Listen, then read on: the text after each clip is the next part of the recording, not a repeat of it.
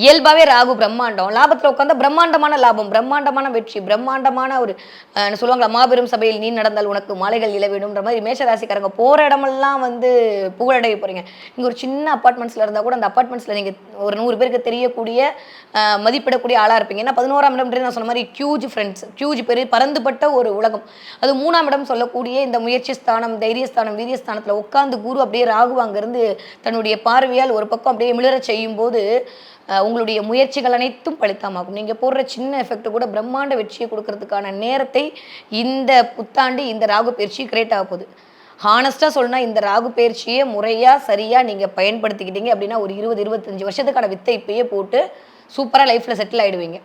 அதனால எதை குறித்துமே கவலைப்பட வேணாம். எங்க கவனம் அப்படின்னா, தூக்கத்துல கவனமா இருக்கணும். உடல்நிலையில் கொஞ்சம் கவனமா இருக்கணும். குழந்தைகளிடம் கொஞ்சம் கவனமாக இருக்கணும். குழந்தை ஸ்தானத்தில் கேதுவோட இருக்கனால உங்களுக்கும் குழந்தைகளுக்குமான ஒரு சின்ன பிள்ளைங்கலாம் ஏதாவது பேசினா விட்டுருங்க. நம்ம புள்ளைங்க தானே. நம்மள மாரி தானே இருக்கும். அதனால பிள்ளைங்க ஏதாவது பேசுறாங்க அப்படின்னா, அதுக்காண்டி உடனே கடிஞ்சுக்காதீங்க.